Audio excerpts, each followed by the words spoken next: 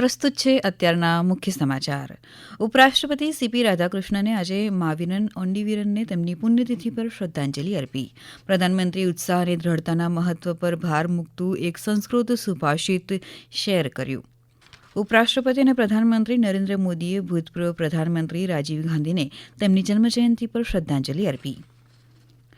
કેન્દ્રીય ગૃહમંત્રી અમિત શાહની અધ્યક્ષતામાં દક્ષિણ ઝોનલ કાઉન્સિલની 31મી બેઠક તમિલનાડુમાં ચેન્નઈ નજીક કોવલમમાં ચાલી રહી છે.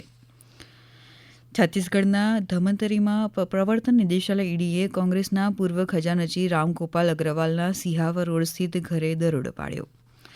સેન્ટ્રલ ઇન્ડસ્ટ્રીયલ સિક્યુરિટી ફોર્સે નવી દિલ્હીના ઇન્દિરા ગાંધી ઇન્ટરનેશનલ એરપોર્ટ પરથી બે મુસાફરો પાસેથી 68 લાખ રૂપિયાથી વધુની બિનહિસાબી રોકડ રકમ જપ્ત કરી.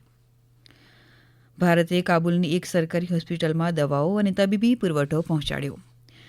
રશિયાએ ગઈકાલે રાત્રે યુક્રેનની રાજધાની કીવ પર કરેલા મિસાઇલ હુમલામાં 6 લોકોના મોત જ્યારે અન્ય 33 લોકો ઇજાગ્રસ્ત.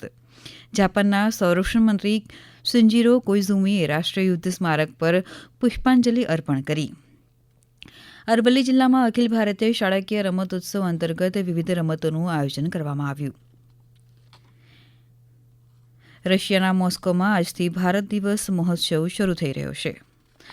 રાજ્યમાં અત્યાર સુધીમાં 74.85% સરેરાશ વરસાદ વરસ્યો. સૌથી વધુ દક્ષિણ ગુજરાતમાં 102%, જ્યારે સૌથી ઓછો કચ્છમાં 29% વરસાદ.